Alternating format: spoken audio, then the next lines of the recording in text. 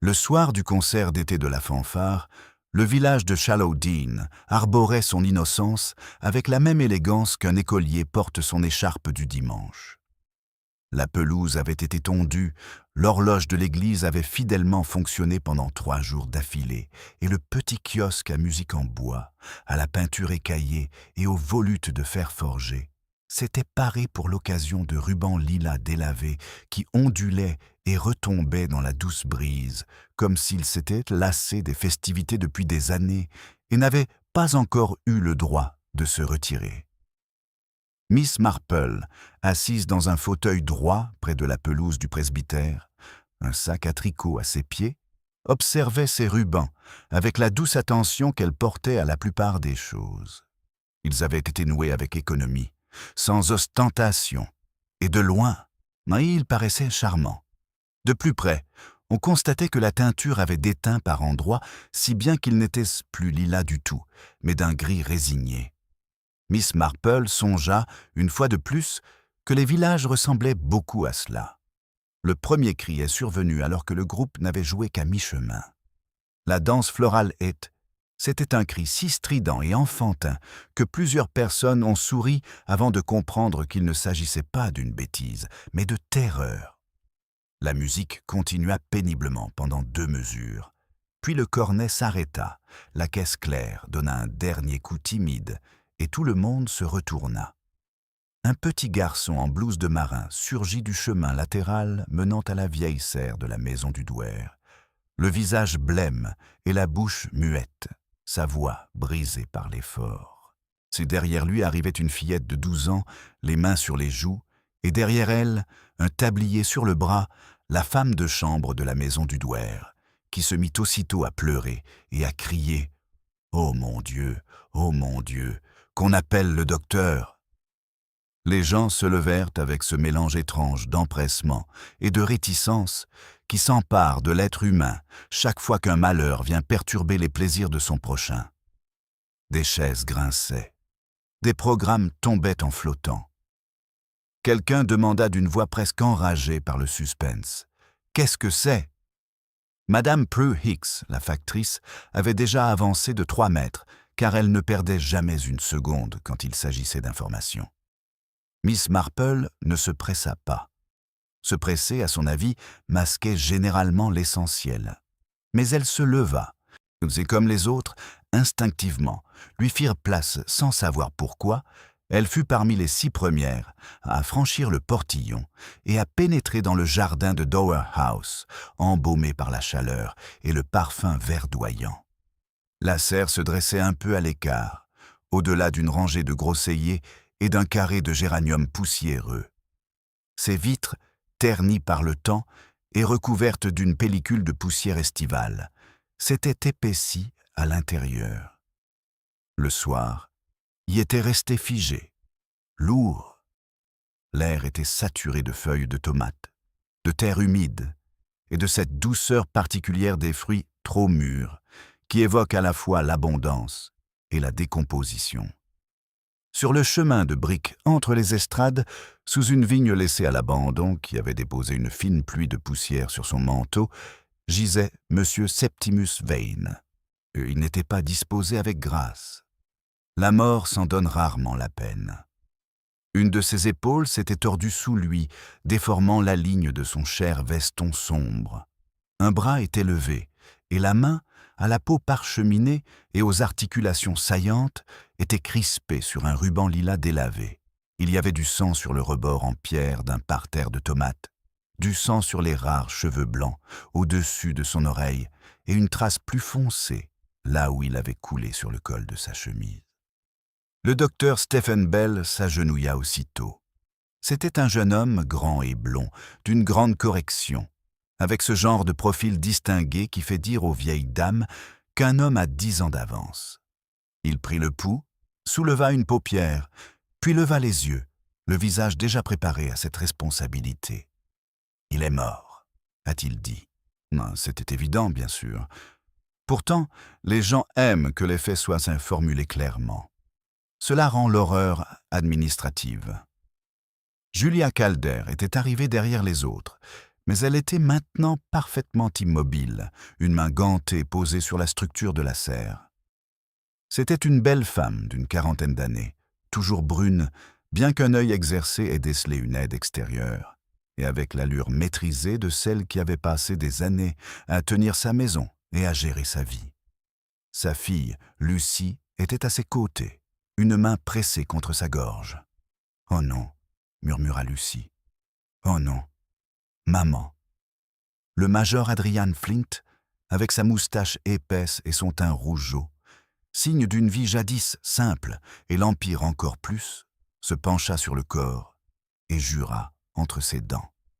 Mademoiselle Rose Elcott, la professeure de musique, s'était arrêtée juste devant la porte et semblait incapable d'aller plus loin. Son visage, toujours un peu pâle, était devenu blanc comme du lait écrémé. Gerald Vane, le neveu du défunt, arriva un instant après les autres et, contrairement à eux, ne fit pas de bruit.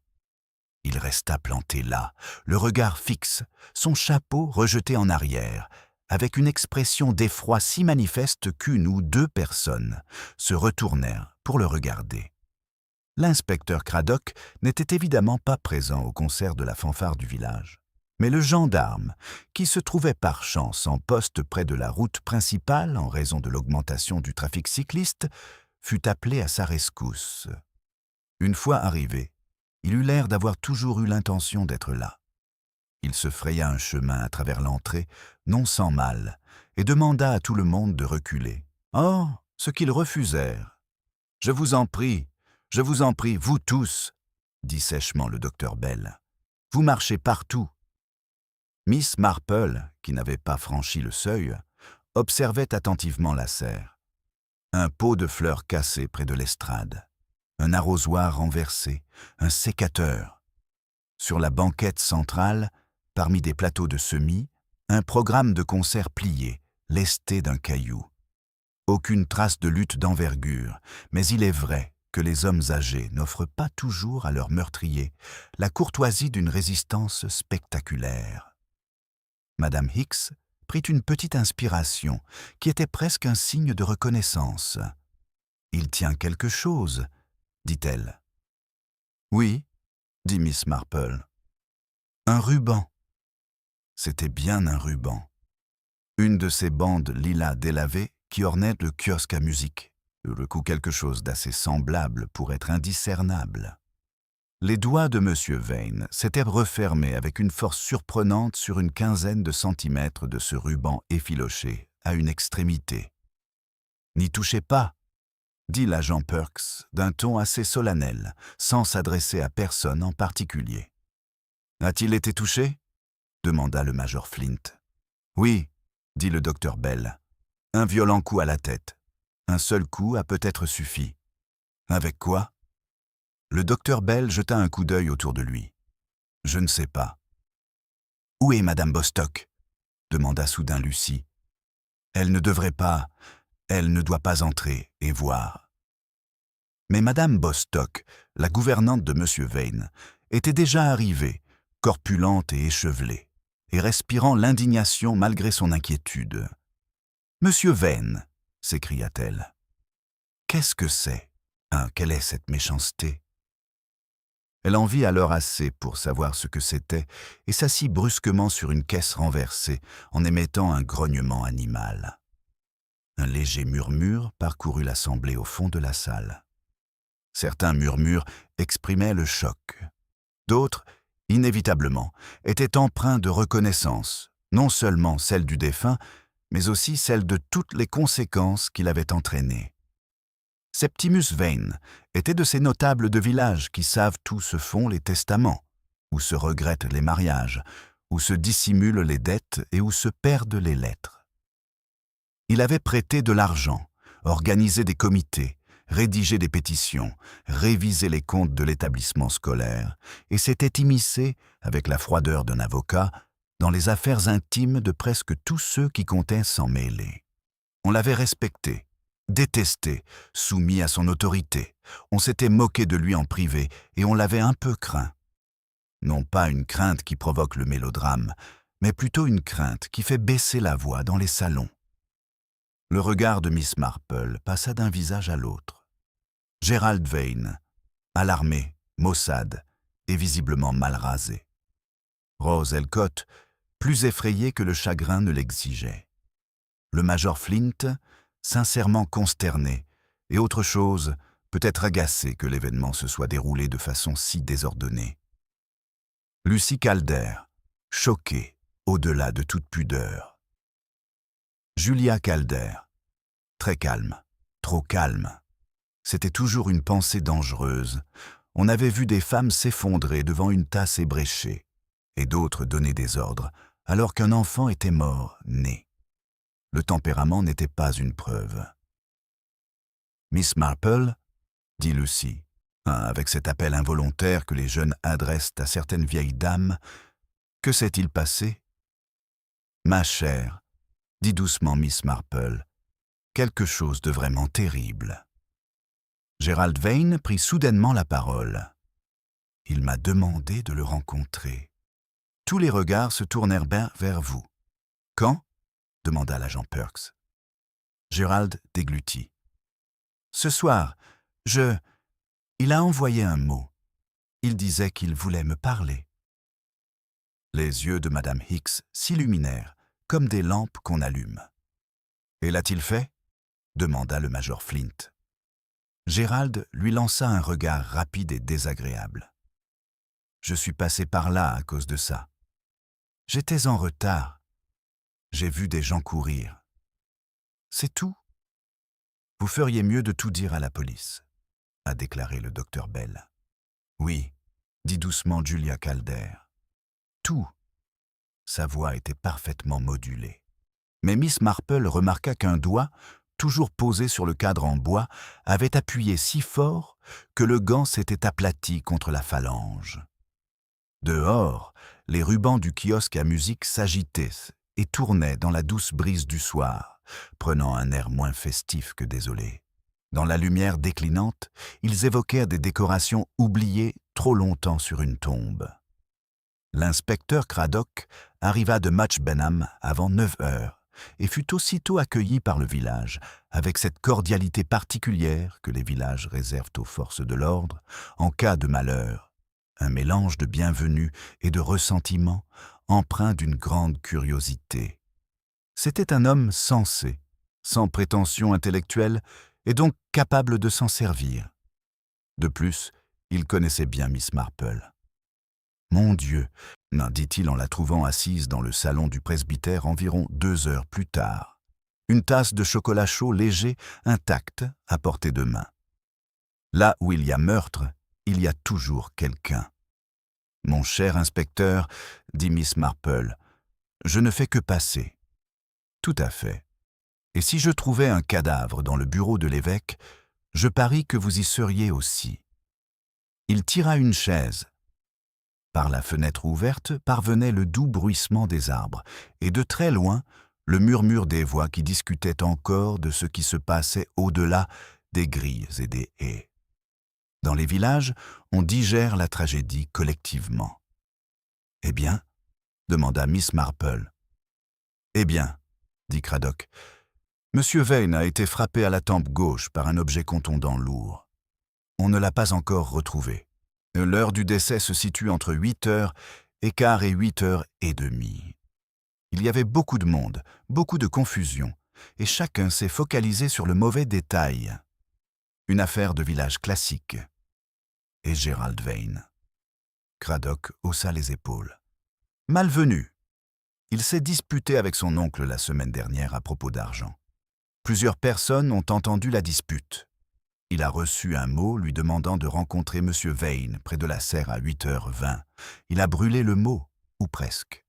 On a retrouvé les restes dans sa cheminée. Trop peu pour déchiffrer grand-chose, mais assez pour confirmer qu'il y en avait un. Du sang sur le revers de sa veste de smoking. Son explication ? Il dit avoir trouvé le corps, touché son oncle, eu peur et être parti. Complètement insensé, dit Miss Marple. Oui, les innocents sont souvent naïfs. Les coupables aussi. Ça rend le travail intéressant. Il l'observa un instant. Qu'en pensez-vous ? Miss Marple croisa les mains sur son tricot. « Je pense, dit-elle, que la vie villageoise ressemble à s'y méprendre à un panier à ouvrage en désordre. On tire sur un fil pour le remettre en ordre, et l'on en sort un dé à coudre, 3 factures impayées et quelque chose qu'on croyait perdu depuis 20 ans. Monsieur Vane semble avoir été ce genre d'homme. Il y aura certainement des mobiles. » Cradock esquissa un sourire. « J'en ai déjà quelques-uns. » Le neveu. La jeune fille endettée, mademoiselle Elcott. Peut-être Flint. Peut-être la veuve, madame Calder, même si je n'en ai pas encore compris la raison. Parce qu'elle est calme, peut-être. Parce qu'elle avait parlé sèchement à Van juste avant le concert, Annie selon 2 témoins. On parle durement à des hommes désagréables tous les jours, dit Miss Marple. Si les paroles blessantes étaient punies de mort, les assises n'en finiraient jamais. Cradock rit. Vous me direz sans doute que la nature humaine oriente les choses dans une autre direction. Pas encore, répondit Miss Marple. La nature humaine ne fait que commencer. La machine à ragots de Challowdean se mettait en marche avant même le petit déjeuner. Le lendemain matin, à 9h30, le bureau de poste était bondé comme un tramway et bien moins fluide. Les opérations officielles, timbres, livrets de pension, mandats, ficelles, se déroulaient par à coups, comme une machine perturbée par des souris. Les véritables affaires, elles, progressaient à un rythme soutenu. Madame Hicks, derrière le guichet, semblait animée d'une profonde tristesse. Les yeux rougis, la voix étouffée, elle rayonnait de la douce vibration de celle que l'histoire a choisi de frapper. Miss Marple entra pour acheter des cartes postales et trouva l'air saturé de chapeaux de paille, humides, de voix chuchotées et d'une odeur de savon à la paraffine. « Oh, bonjour, Miss Marple, » dit Madame Hicks. « C'est terrible, n'est-ce pas? » « Terrible. 2 pence et demi, merci, Madame Jarvis. Je me demande comment on a pu dormir. Quelle horreur à Challowdean! Enfin, comme je le disais à mon mari à 6h ce matin, si vous en saviez autant sur les affaires des gens que Monsieur Vane, vous seriez plus en sécurité dans une forteresse. » Madame Jarvis, une femme de fermier aux opinions bien tranchées, a déclaré « Croyez-moi, ce sera de l'argent. » « L'argent est à l'origine de la plupart des maux, » approuva Madame Hicks, qui n'en avait jamais possédé suffisamment pour se forger une opinion plus nuancée. « Et les femmes, » dit Mademoiselle Beale, du côté du rayon tissu, avec une conviction profonde. Mademoiselle Beale avait jadis connu une déception amoureuse et avait par conséquent développé une hostilité théologique envers le romantisme. « Il y a généralement une femme. » Madame Hicks baissa encore un peu la voix. « Eh bien, il y a ceux qui disent que Monsieur Vane avait l'œil partout. »« Ma chère Prue, » dit Miss Marple d'un ton doux, « dans les villages, les yeux sont un service public. Les yeux de chacun sont partout. » Cela provoqua un petit rire, car c'était vrai, et parce que la vérité, lorsqu'elle est énoncée innocemment, est souvent perçue comme amusante. Une jeune mère, un enfant dans les bras, se pencha en avant. « J'ai entendu dire que M. Gerald Vane avait été convoqué là-bas, par lettre. »« Ce ne sont pas des rumeurs, » a déclaré Madame Hicks d'un ton important. « L'inspecteur s'est renseigné lui-même. Il l'a même brûlé. S'il n'avait rien à cacher, pourquoi l'avoir brûlé ?»« Certains jeunes gens, » observa Miss Marple en choisissant soigneusement des cartes postales, « brûlent toutes sortes de choses simplement parce qu'ils ne veulent pas qu'un parent âgé sache à quel point leurs affaires sont désordonnées. » Madame Hicks semblait déçue par cette modération. « Il y a plus que cela. Mademoiselle Elcott dit l'avoir vu sortir du chemin de la serre, l'air hagard. » Un silence collectif s'installa. Rose Elcott, par sa seule parole, avait transformé une conjecture en architecture. « Mademoiselle Elcott est une femme observatrice. » Non, a déclaré Mademoiselle Beale. « Elle n'a pas le choix, » a déclaré Madame Jarvis. « Les professeurs de musique voient beaucoup de choses et disent peu. »« Cela dépend beaucoup du professeur de musique, » a déclaré Miss Marple. La porte s'ouvrit, laissant entrer un courant d'air chaud, et Lucy Calder apparut, un panier sous le bras. La conversation s'interrompit brusquement. Lucy était pâle, mais le menton haut. D'une voix un peu trop claire, celle d'une jeune fille fière, consciente que tous les regards dans la boutique étaient braqués sur elle.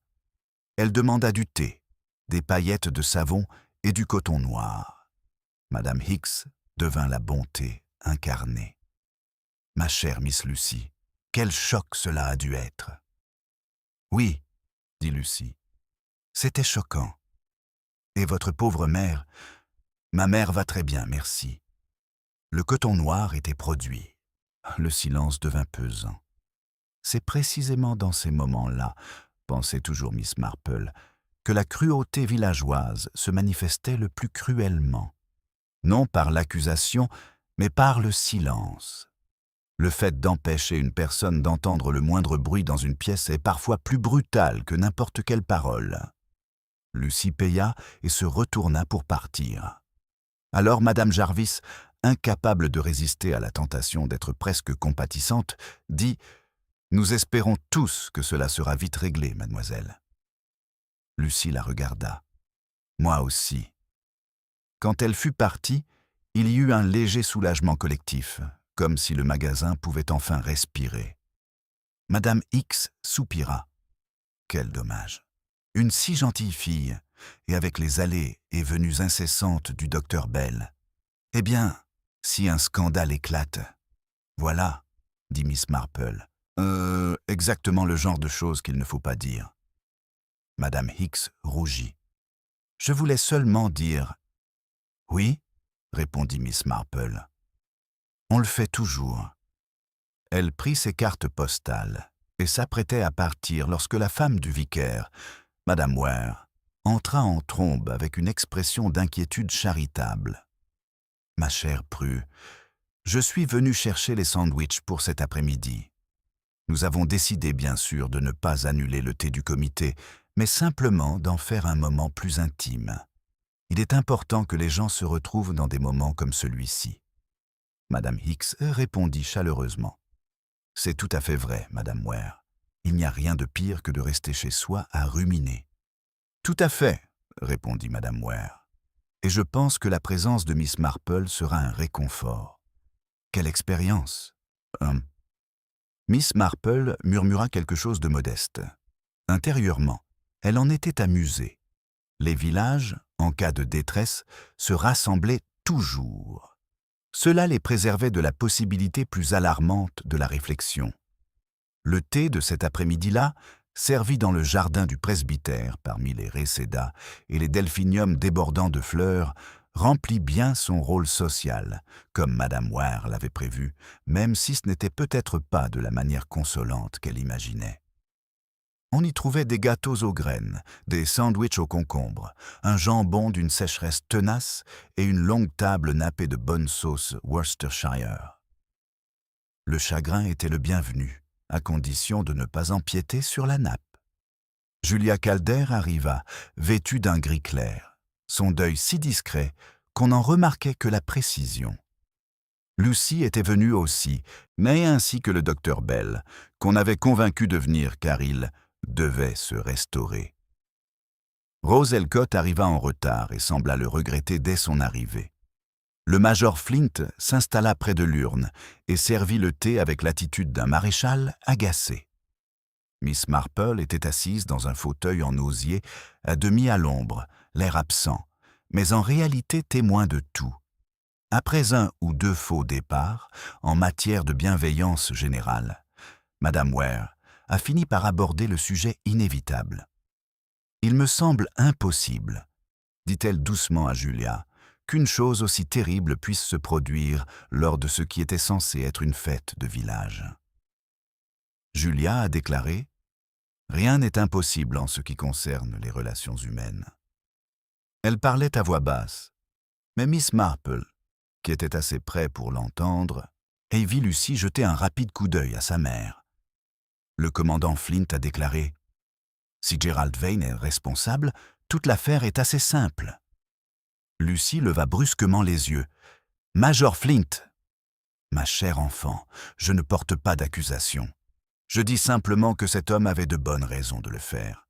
Tout le monde sait qu'il est criblé de dettes.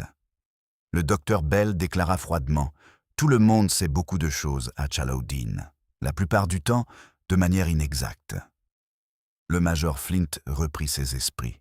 « Je ne parlais pas de toi, Bell. Je sais que tu ne l'étais pas. » Madame Ware intervint précipitamment.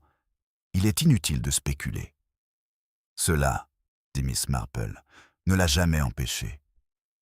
Un léger rire parcourut la table. Rose Elcott ne rit pas. Elle avait pris un sandwich et l'avait réduit en miettes, sans même s'en rendre compte. Miss Marple l'observait avec un intérêt croissant. La peur chez une femme effrayée n'a rien d'inhabituel. Mais la peur mêlée de calcul engendre une tension particulière autour de la bouche. Madame Hicks, qui avait été invitée pour des raisons pratiques et qui justifiait maintenant son invitation par des raisons sociales, penchait plutôt pour Miss Marple. « Vous savez, il paraît que M. Vane et Mme Calder se sont disputés au sujet des comptes du concert. Quel dommage, car Mme Calder avait offert ses rubans provenant de ses propres stocks. Quelle économie de sa part. »« Les rubans ?» demanda Miss Marple. « Oui, celles en tissu lilas, des morceaux récupérés dans des boîtes et des tiroirs. » Elle disait que c'était absurde de dépenser de l'argent pour du neuf, alors que les vieux feraient encore l'affaire. Quelle femme avisée! Le regard de Miss Marple se porta, presque malgré elle, sur le nœud à l'arrière du chapeau de paille de Lucie. Un ruban neuf, une couleur fraîche. La jeunesse, pensa-t-elle, ne devrait jamais porter de vêtements défraîchis. Madame Ware disait avec conviction à Rose Elcott. « Vous devez être très fière de l'orchestre. Il jouait magnifiquement jusqu'à cette terrible interruption. » Rose sursauta comme si elle s'était réveillée. « Quoi ? Oh, oui, tout à fait. Je crois que vous avez vu quelque chose, » a déclaré le major Flint. Rose serra sa tasse de thé. « Il n'y a que M. Gerald Vane qui arrive par le chemin de côté. J'ai prévenu l'inspecteur. »« Vous en êtes sûr ?» demanda le docteur Bell. Elle se tourna vers lui avec un éclair de ressentiment. « Je reconnais M. Gerald Vane quand je le vois. »« Oui, » répondit le docteur Bell. « Bien sûr. » Julia Calder prit alors la parole pour la première fois depuis plusieurs minutes. « Si mademoiselle Elcott a vu Gérald, dit-elle, alors je suppose que nous devons tous espérer que la vérité éclatera bientôt, aussi douloureuse soit-elle. » C'était une remarque tout à fait raisonnable. Pourtant, Miss Marple remarqua que Rose ne regarda pas Julia lorsqu'elle la prononça. Elle détourna le regard. Plus tard, lorsque les gens commencèrent à se disperser en petits groupes parmi les parterres de Rose, Lucie vint s'asseoir à côté de Miss Marple. « Je déteste ça, » dit-elle brusquement. « Je déteste qu'ils parlent tous. » « Ma chère, ils parleraient même si rien ne s'était passé. Non, les gens parlent pour se créer une réalité. S'ils ne disaient pas les choses à voix haute, ils seraient peut-être obligés de les examiner. » Lucie esquissa un sourire faible et forcé. C'était une jolie jeune fille, avec son teint frais et ensoleillé, typique de ses 22 ans. Mais aujourd'hui, des cernes marquaient son regard. « Pensez-vous que Gérald l'ait fait ?» Miss Marple baissa les yeux sur son tricot. « Je pense que Gérald se comporte exactement comme un jeune homme qui a découvert quelque chose de terrible et qui craint que cela ne lui cause des ennuis. »« Ça ressemble à Gérald. »« Oui, » répondit Miss Marple. « C'est le cas. » Lucie hésita. « Maman ne l'aime pas. Beaucoup de gens le font. Maman n'aimait pas non plus M. Vane. Et voilà, la simple vérité, tombée comme une épingle. »« Ma chère, » dit Miss Marple, « non, l'aversion est plus répandue que les marguerites. Le meurtre est plus rare. » Lucie resta silencieuse un instant. Puis elle dit avec difficulté, « Monsieur Vane était très désagréable au sujet de mes fiançailles. »« Au docteur Bell ?»« Oui, il a dit que Stephen avait des espoirs mais pas les moyens. comme si ça avait une importance, et il a parlé à maman, comme si... Elle s'arrêta. Comme si... Lucy rougit. Comme s'il avait le droit de nous donner des ordres. Miss Marple dit doucement. Peut-être le pensait-il. Lucy se leva aussitôt, comme si elle en avait trop dit, et rejoignit Stephen Bell, qui l'attendait sous le citise. Miss Marple les observa, debout, l'un contre l'autre, graves et beaux, deux jeunes gens avec cette touchante certitude que l'amour est un monde à part, exempt de droits de douane. Les villages, pensa-t-elle, en prélevaient toujours des taxes à l'importation. Gerald Vane a été arrêté le 2e jour. Cela ne s'est pas passé de façon spectaculaire. Cela s'est fait avec des chapeaux, des reçus, la fermeture d'un portail et le ton étonnamment banal et professionnel avec lequel on annonce à un homme qu'il a perdu sa liberté. À ce moment-là, l'accusation portée contre lui avait pris une apparence solide. Il avait admis avoir reçu le billet le convoquant à la serre. Il avait d'abord menti en disant l'avoir brûlé, puis en prétendant avoir touché le corps. Ses dettes étaient considérables. Une violente dispute avait éclaté avec son oncle au sujet d'une pension alimentaire qu'il devait recevoir. Madame Bostock déclara que Monsieur Vane avait menacé la semaine précédente de modifier son testament. À moins que Gerald ne comprenne que l'affection familiale n'était pas un placement financier. Rose Elcott répéta fermement avoir vu Gerald descendre le chemin latéral de la serre 1 ou 2 minutes avant que l'alarme ne retentisse. En outre, Craddock trouva dans la chambre de Gerald une bouteille de whisky à moitié vide, une liasse de factures impayées et cet air de ruine négligée qui caractérise aussi bien les magistrats que les femmes de ménage. Lorsque Craddock vint lui parler, Miss Marple ne s'y opposa pas. « Non, dit-elle lentement, je ne peux pas dire que vous avez tort. » Craddock haussa les sourcils. Ce n'est pas un soutien enthousiaste. Mon cher inspecteur, on reçoit rarement des éloges dithyrambiques en matière de meurtre. N'a seulement des crises de nerfs. Vous pensez qu'il l'a fait? Je pense qu'il l'a peut-être fait. C'est effectivement ce qu'elle a pensé pendant près de 3 jours. Cela la déplut. Gerald Vane n'inspirait guère de sympathie. Il était faible, égocentrique et possédait ce charme douteux dont certains hommes se servent pour paraître amusants tout en vivant aux dépens d'autrui. Mais Miss Marple en avait déjà connu des semblables. Il y avait eu ce garçon boucher de St. Mary Mead qui, après avoir emprunté dans la caisse, mentit, puis volé, non par méchanceté, mais par cette fatale faiblesse de caractère qui fait que certains s'effondrent à la moindre pression. Gerald, pensa-t-elle, avait très bien pu croiser son oncle, se disputer avec lui, s'emparer d'un objet lourd dans un accès de colère, frapper une fois, et être ensuite suffisamment horrifié pour ne plus jamais mentir. Cela correspondait à la nature humaine. Et pourtant, il y avait le ruban. On mentionnait systématiquement le morceau de tissu lilas effiloché, car il était pittoresque, et les villageois affectionnent les détails pittoresques dans les affaires criminelles, pourvu que le sang ne soit pas le leur. Craddock supposa que Vane l'avait arraché à son agresseur ou l'avait saisi sur le kiosque à musique en tombant. Les 2 hypothèses étaient possibles. Pourtant, Miss Marple ne pouvait oublier l'aspect de l'objet dans la main morte. Non pas arraché par une étreinte convulsive, mais serré, comme s'il l'avait déjà tenu. Il y avait aussi Rose Elcott. De l'avis de Miss Marple, Rose n'avait pas progressé sous l'examen. Elle avait livré son témoignage correctement, voire avec insistance. Mais elle semblait constamment à l'écoute, guettant un autre son. Miss Marple la croisa sur le chemin près de l'école et la compara à un lapin qui entend des furets dans la haie sans pouvoir résister à un brin de trèfle.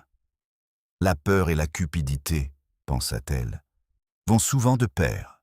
L'après-midi de l'arrestation de Gerald, Miss Marple rendit visite aux Calder dans leur agréable demeure géorgienne nommée Holly's, ornée d'ifs taillés et de porte-fenêtres qui témoignaient à la fois d'une vie modeste et d'une volonté de bien vivre. Julia Calder la reçut dans le salon. C'est gentil à vous d'être venu, dit Julia. Lucie est sortie avec le docteur Bell. Je suppose que c'est mieux ainsi. Elle est contrariée. Je peux l'imaginer. Julia versa le thé d'un geste précis. Sur la table à côté d'elle se trouvaient des livres de contes, un panier de vêtements à repriser et plusieurs rubans de différentes époques. L'un était coupé. Un autre, lilas et ancien, était enroulé autour d'une carte. « Nous essayons tous de nous comporter comme si la vie était normale », a déclaré Julia. « Il faut continuer. »« Oui, » répondit Miss Marple. « Mais la normalité a parfois tendance à devenir théâtrale quand on y prête trop attention. » Un léger sourire effleura les lèvres de Julia. « Je crois que vous nous percez tous à jour. »« Non, en effet, seulement par l'habitude. Et les habitudes sont plus faciles. » Le regard de Julia s'attarda un instant sur elle. C'étaient de beaux yeux, sombres et intelligents, empreints d'une réserve qui n'était pas de la froideur, mais de la discipline. « Gerald Vane a été arrêté », a-t-elle déclaré. « Croyez-vous qu'il soit coupable ?» Miss Marple répondit avec prudence. « Je crois qu'il est le genre de personne à qui la culpabilité s'attache très naturellement, qu'elle soit méritée ou non. » « C'est vrai, » dit Julia. Elle prit la carte au ruban lilas presque distraitement. « Pauvre bête, il s'est gâché la vie. » Miss Marple a dit « J'ai entendu dire que vous aviez utilisé ces vieux rubans pour le kiosque à musique. » « Oui. Acheter du neuf me semblait insensé. Les villages dépensent toujours leur argent par sentimentalisme. Je préfère l'économie. » Elle le dit d'un ton assez léger. Pourtant, Miss Marple eut l'impression fugace que le ruban entre les doigts de Julia n'était pas un simple vestige du quotidien, mais un souvenir précieux. « Les vieilles choses, » dit Miss Marple, « ont la fâcheuse tendance à persister. » Julia leva brusquement les yeux, puis sourit de nouveau.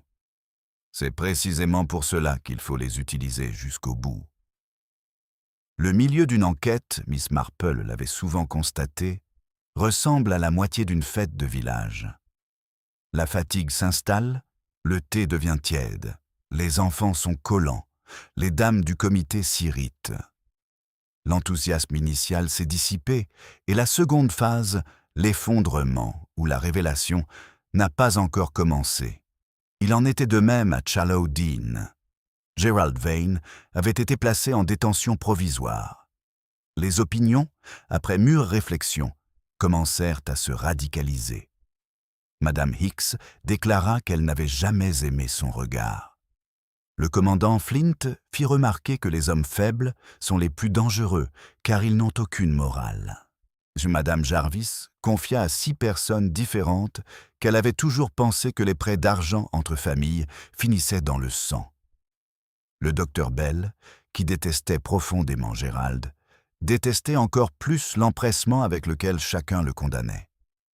Lucy Calder parla très peu. Julia Calder garda son calme. Puis Rose Elcott mourut. Elle a été retrouvée dans la salle de musique de l'école le 5e soir après le concert de l'orchestre. La pièce était longue, mal aérée et imprégnée de cette odeur mélancolique émanant de la vieille craie. Des pupitres vernis et de générations de gammes récalcitrantes. Un piano était ouvert à une extrémité, et un métronome y tic-taquait faiblement, comme pour marquer le temps des morts. Rose gisait sur le lino usé près du bureau du professeur, un bras tendu, ses lunettes brisées sous son épaule. Elle avait reçu un coup à la tempe avec un objet contondant, identifié plus tard comme étant le lourd socle en laiton du métronome lui-même. L'enveloppe posée sur la table portait une adresse écrite d'une main illisible. Pour mademoiselle Elcott, elle contenait 50 livres en billets. Autour des billets était nouée, très soigneusement, une bande de ruban lilas délavé. Rose n'avait pas eu le temps de dépenser un seul centime de son chantage. La nouvelle parvint à Miss Marple de la bouche de l'inspecteur Craddock en personne. Et pour une fois, son imperturbable calme habituel avait été perturbé. « Eh bien, dit-il, debout dans le jardin du presbytère où les papillons du soir commençaient à s'élever au-dessus de la lavande. Notre théorie bien ordonnée est partie en fumée. »« Oui, dit Miss Marple. Tout à fait. Gerald Vane est en détention depuis hier. Gerald Vane est en détention depuis hier. Exactement, dit Miss Marple. Craddock la regarda. Dans la pénombre, son visage, d'ordinaire si impassible, laissait transparaître une grande fatigue. En ville, les meurtres devenaient vite des statistiques. À la campagne, il restait obstinément une affaire personnelle. Il fallait arrêter non seulement un coupable, mais aussi une personne qu'on croise dans la file d'attente de l'épicier ou sur le chemin de l'église.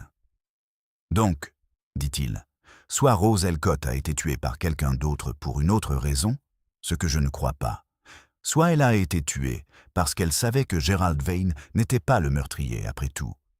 Oui, et si c'est le cas, elle a contribué à pendre un innocent. Les doigts se fins et âgés de Miss Marple se frôlèrent légèrement l'un sur l'autre. « Mon cher inspecteur, les gens timides commettent parfois des actes abominables, non par audace, mais par peur. Il y avait une femme à St. Mary Mead, la sœur d'un croque-mort, qui, ayant entendu une fois une conversation malheureuse au sujet du mariage d'une cousine, ne mentit jamais ouvertement. Elle laissa simplement 7 ou 8 conclusions erronées s'installer confortablement autour de la vérité, et à la fin, il y eut assez de malheur pour 3 familles. Mademoiselle Elcott avait exactement ce regard-là. Craddock dit lentement, « Vous pensiez déjà ça ?»« Je pensais qu'elle avait peur, » dit Miss Marple, « et je pensais qu'elle avait peur de manière très sélective. » Il resta silencieux. Puis il dit, « Il y a autre chose. Madame Bostock se souvient que M. Vane a fait descendre une vieille boîte de dépêches du grenier hier après-midi. Il a dit qu'il réglait certaines affaires de longue date. Nous l'avons ouverte. Beaucoup de vieilles correspondances, des documents de fiducie, 2 extraits de baux et un document manquant. Un écart. On distingue dans la poussière la silhouette d'un paquet disparu. Un paquet étroit, fermé, à en juger par les marques, avec un ruban. » Miss Marple leva brusquement les yeux.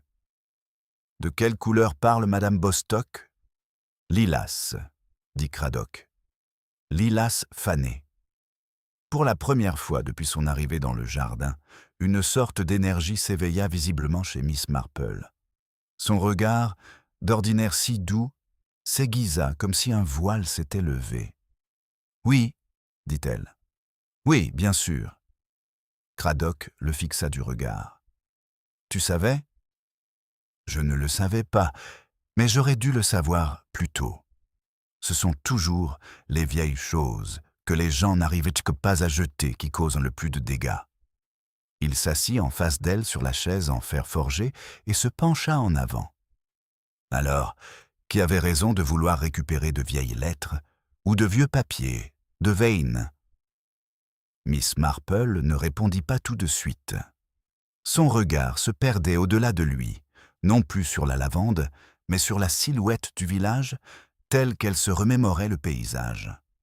Le kiosque à musique, les rubans flétris, la vitre brûlante de la serre, la main du défunt serrant, non pas un simple ruban, mais une relique.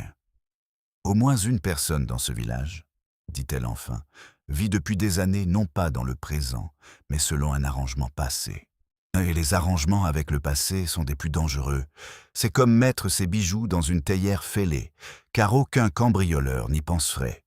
On ne se soucie pas de ce qui se passera si la théière se brise. » Craddock dit avec impatience, « Des noms, Miss Marple. » « Pas encore. Il y a 1 ou 2 choses à vérifier d'abord. Puis-je voir le ruban de l'enveloppe de Mademoiselle Elcott ?» Il le sortit d'un carnet en papier et le posa sur la table entre eux. C'était bien un morceau de ruban lilas délavé. Mais maintenant qu'elle le voyait de près, sous une lumière adéquate, Miss Marple comprit pourquoi il l'avait troublé. Il n'avait pas les bords rugueux et les fils lâches d'un ruban usé par le temps sur un kiosque à musique. Il était vieux, certes, mais il avait été vieux à l'intérieur. Sa couleur s'était adoucie avec le temps, et non s'était ternie sous l'effet des intempéries. Et près d'une extrémité, là où il s'aplatissait, subsistaient ces légères stries régulières que l'on observe lorsqu'un ruban passe des années enroulé autour d'un carton. Miss Marple le toucha très délicatement. « Cet objet ne faisait pas partie des décorations d'hier soir », a-t-elle déclaré.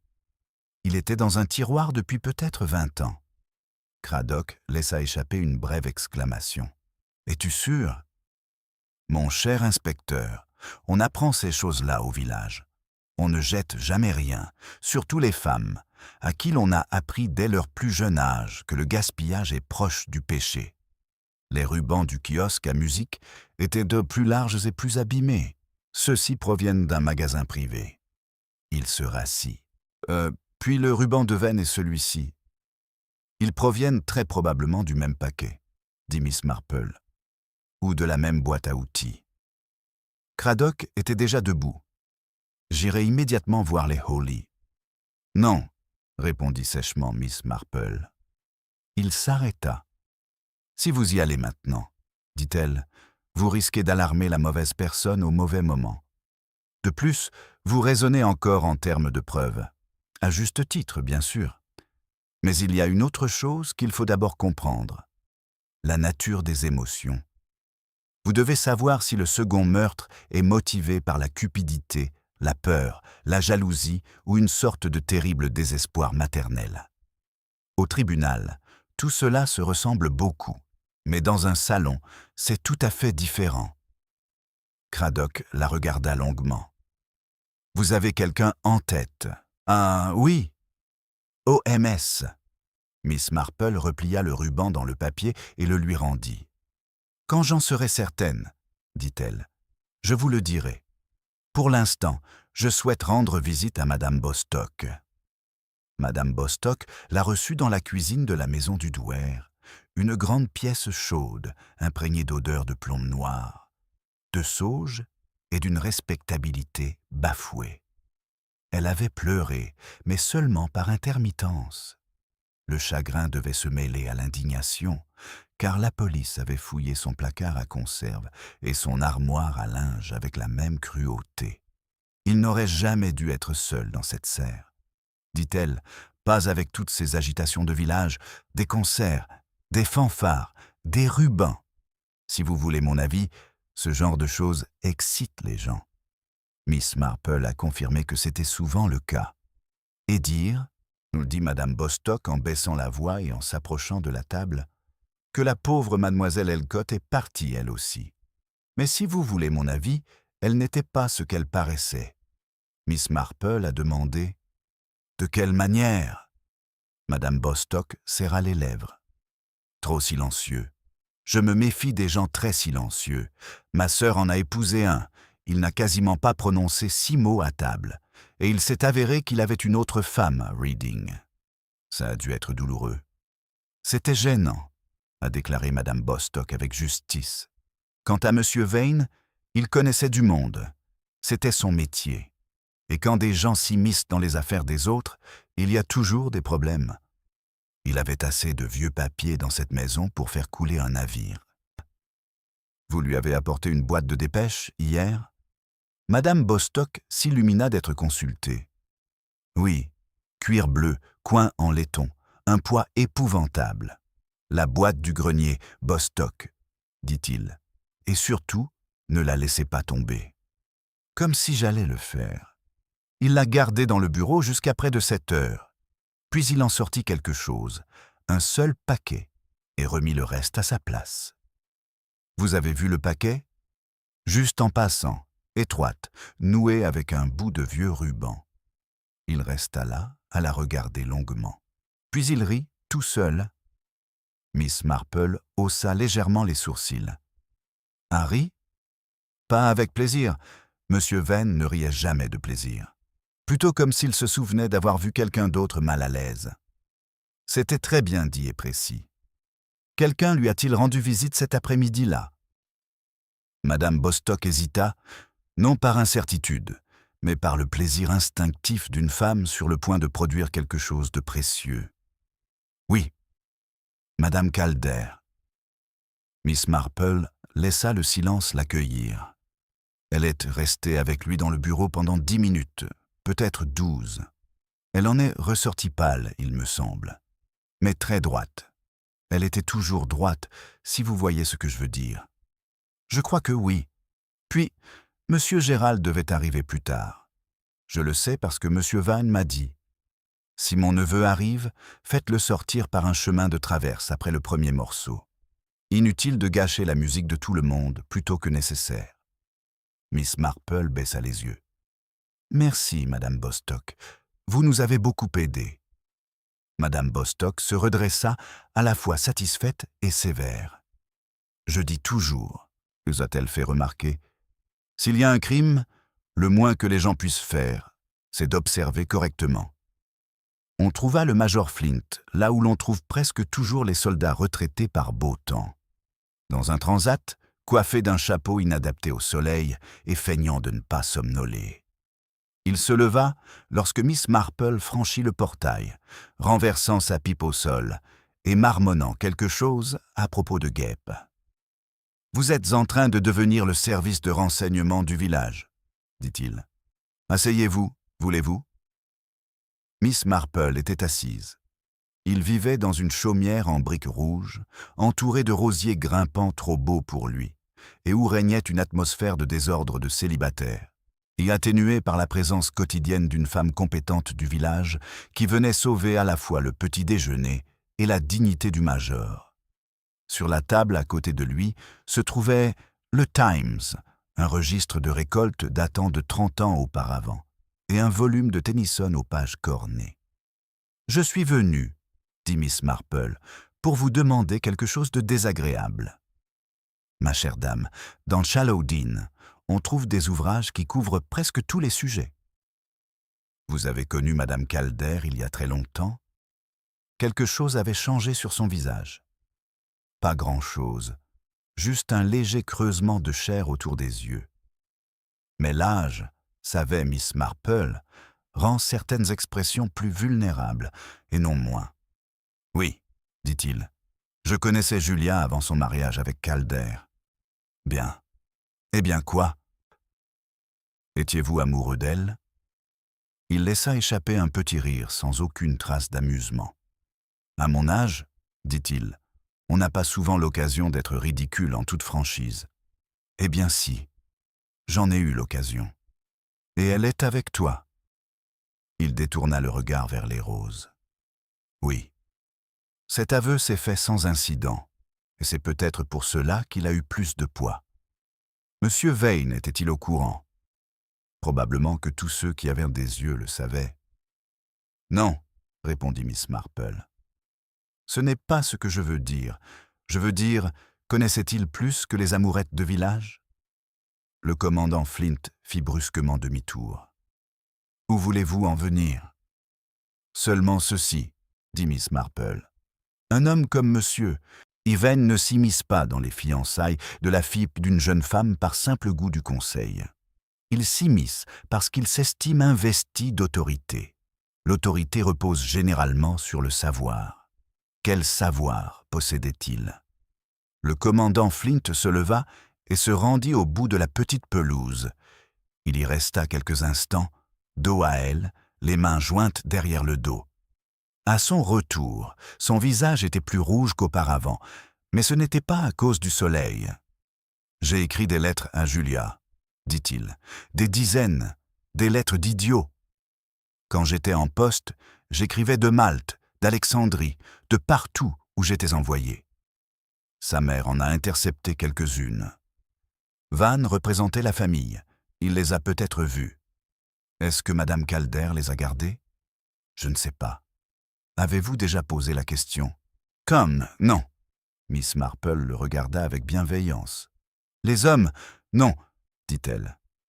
Ils pensent que le passé se conserve dans les sentiments. Les femmes savent qu'il se conserve dans les tiroirs. Pour la deuxième fois de la journée, elle vit un homme grimacer devant la vérité. « Tu penses que Julia est impliquée là-dedans » dit-il d'un ton grave. « Je pense, » dit Miss Marple, « que depuis de nombreuses années, quelqu'un parvient à lui faire peur. » Après une pause, il a déclaré « Si Vane a joué un rôle dans la façon dont il a effrayé Julia, je suis désolé qu'il soit mort dans de telles circonstances. » Miss Marple s'est levée. « Ce n'est pas tout à fait la même chose que de souhaiter sa mort, » dit-elle. « Ne vous en faites pas, Major.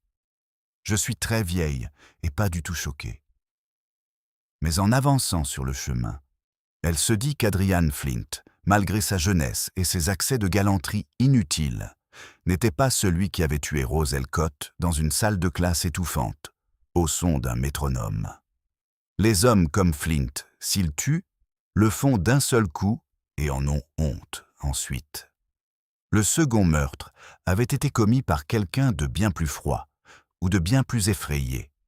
Ce soir-là, Miss Marple passa sa soirée non pas en société, mais à la contemplation, une occupation bien plus introspective. Assise près de sa lampe, son tricot intact, elle disposait mentalement les habitants de Shallow Dean, comme elle avait jadis disposé les fleurs pour l'église. Non par couleur, trompeuse, ni par hauteur, évidente, mais par la façon dont les tiges se courbent lorsqu'on les place côte à côte. Gerald Vane, faible, égoïste, effrayé, mais sans dureté. Rose Elcott, timide, observatrice, avide de reconnaissance, très probablement capable de chantage une fois qu'elle aurait découvert que le savoir pouvait s'échanger contre de l'argent, comme les œufs contre le thé. Le Major Flint, un honneur ancien mêlé à une passion ancienne. Le docteur Bell, une irritation sincère, une fierté juvénile, une certaine impatience, aucun lien secret avec les rubans.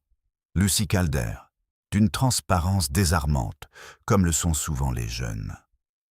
Julia Calder. Miss Marple s'arrêta là.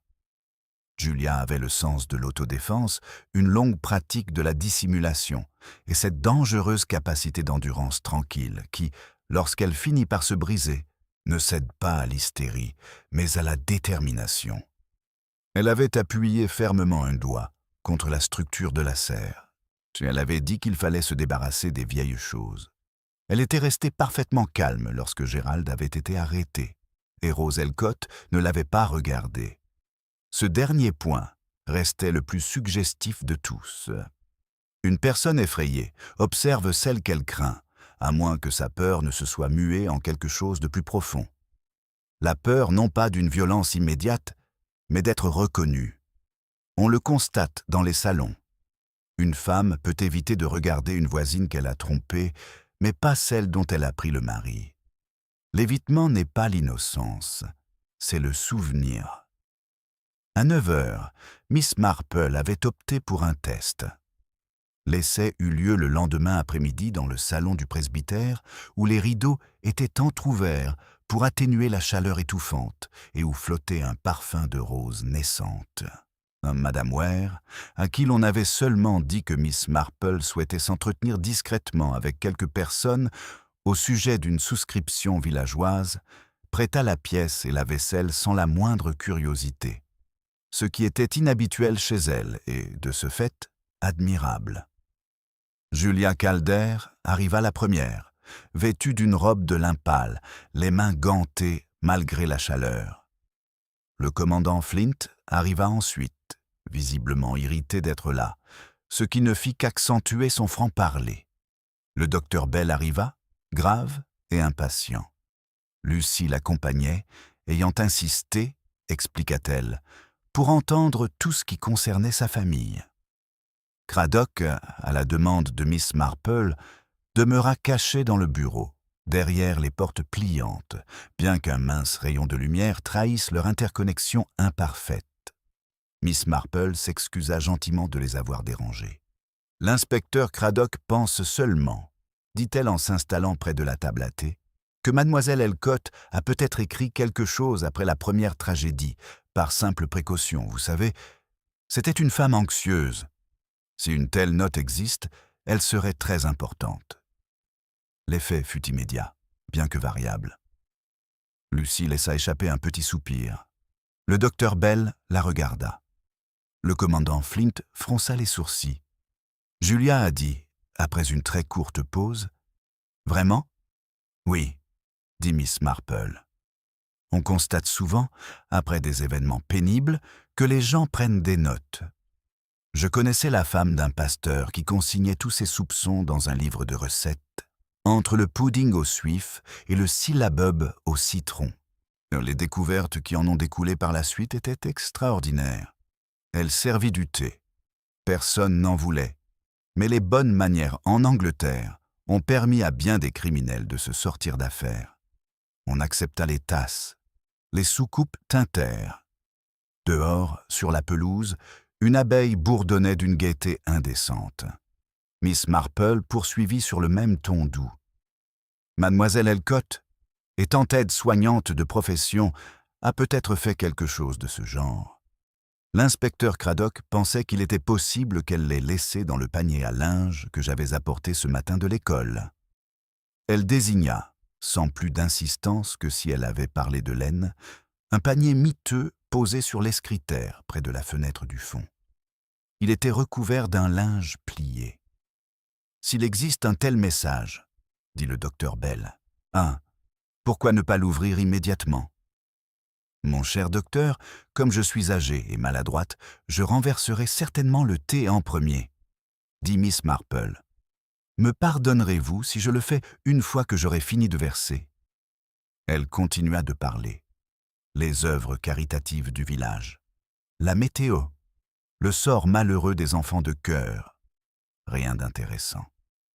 Pourtant, sous cette surface anodine, la pièce s'était chargée d'une tension palpable, comme dans ces lieux où l'on attend non pas des mots, mais du mouvement. Lucie, trop impatiente pour s'asseoir, traversait la pièce, allant et venant de la cheminée. Le major Flint remuait son thé sans y toucher. Le docteur Bell se tenait près de la cheminée, avec la patience rigide d'un homme peu habitué aux sous-entendus féminins. Seule Julia resta immobile. Toujours là, mais pas à l'aise. Miss Marple, les yeux rivés sur le pot à lait comme absorbés par les produits laitiers, remarqua que le regard de Julia s'était porté 2 fois sur le panier et 1 fois sur les portes entr'ouvertes du bureau. Non par avidité, ni même par crainte, simplement avec le regard rapide et précis de quelqu'un qui évalue les distances. « Ma chère Lucie, » dit soudain Miss Marple, « auriez-vous l'amabilité de me passer le couteau à gâteau qui est sur le buffet ? Je n'arrive jamais à l'attraper. » Lucie se retourna. Au même instant, Miss Marple laissa glisser une cuillère. Elle tomba sous la table avec un bruit métallique et absurde, et elle laissa échapper une petite exclamation. Le docteur Bell se baissa aussitôt pour la ramasser. Le major Flint déplaça sa chaise. Il y eut cette brève confusion collective par laquelle les êtres humains se révèlent bien plus honnêtement que par les discours. Julia traversa la pièce en direction du panier. Il n'y avait que 2 étapes. 3 tout au plus. Elle souleva le tissu, jeta un coup d'œil à l'intérieur et sa main se glissa brusquement parmi les bobines et les ciseaux. Craddock franchit alors les portes du bureau. « Merci, Madame Calder, » dit-il. « Cela suffira. » Tout le monde se retourna aussitôt. Lucie poussa un cri. Julia resta immobile, la main toujours dans le panier. Lorsqu'elle la retira, elle tenait non pas un mot, mais une feuille de papier blanche pliée. Un silence si absolu régnait qu'on entendait, au loin, un enfant appeler un autre de l'autre côté de la ruelle. Le major Flint dit sèchement « Mais qu'est-ce que c'est que ce bordel ?» Julia regarda Craddock, puis Miss Marple. Puis elle sourit. C'était un magnifique sourire, totalement différent de tous ceux qu'elle avait esquissés auparavant. Un sourire de jeunesse, amer et plein de mépris. « Alors ?» dit-elle. « Un piège. Une chose très simple, » dit Miss Marple. « Mais les choses très simples sont souvent les meilleures. » Lucie fixa sa mère du regard.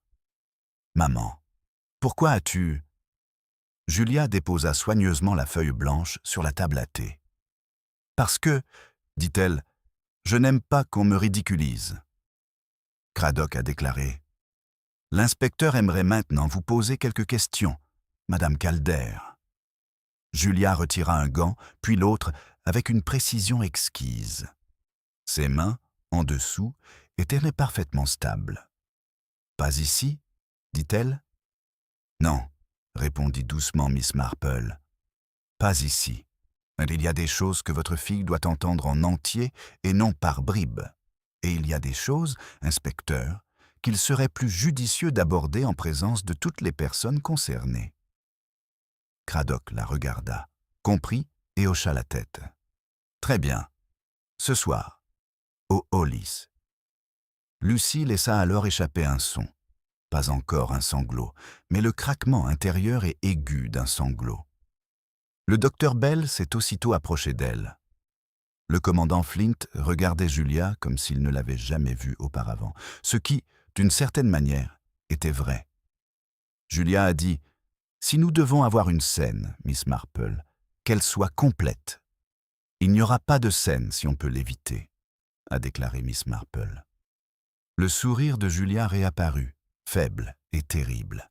« Ma chère Miss Marple, dit-elle, la scène est déjà prête.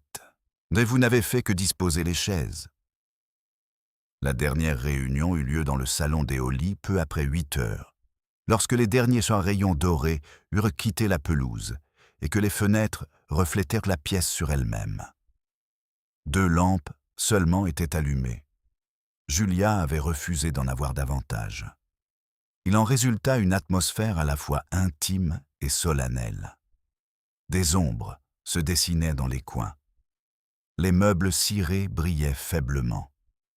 Sur la table près du fauteuil de Julia se trouvait une boîte à ouvrage en noyer sombre, fermée. Craddock était là, le sergent Lake près de la porte.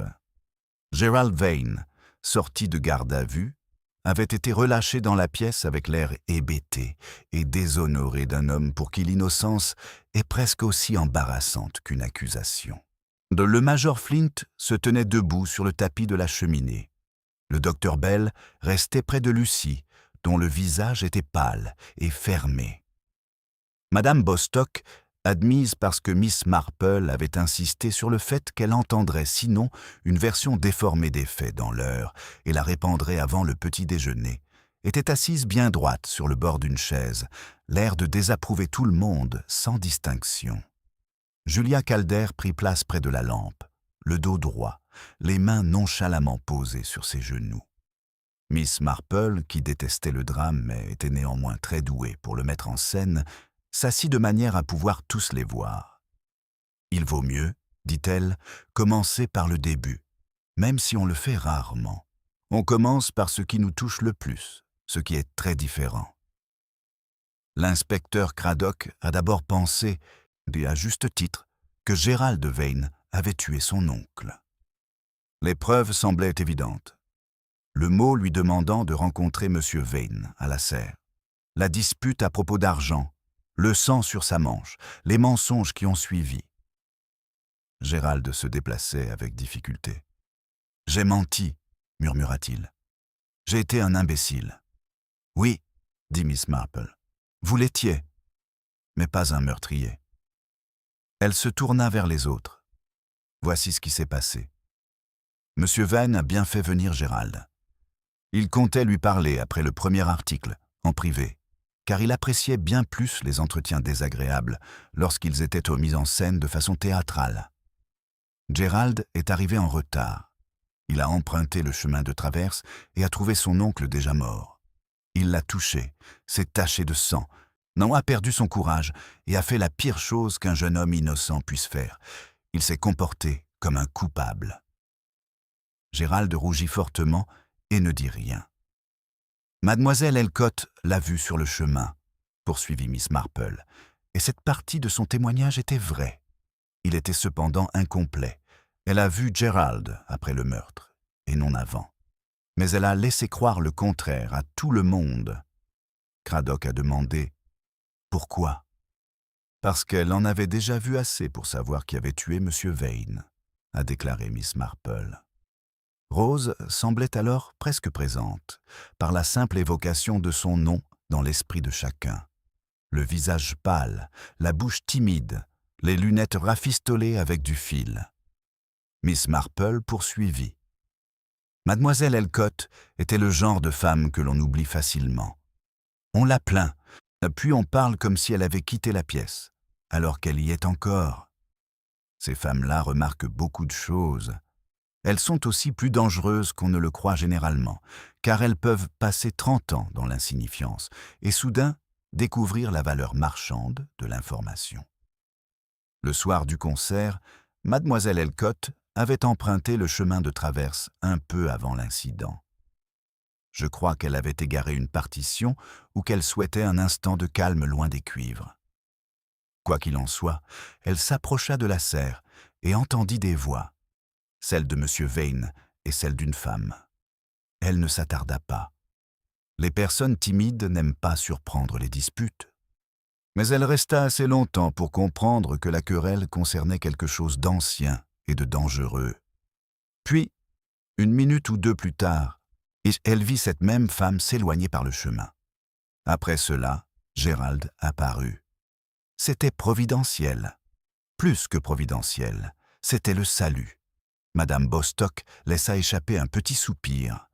Lucie dit à voix basse, « Vous voulez dire qu'elle a délibérément laissé Gérald être blâmé ?»« Oui, » répondit Miss Marple. « Au début par peur. Plus tard, par cupidité. » Le major Flint intervint sèchement. « Mais qui? Vous n'avez pas dit qui ?» Miss Marple le regarda.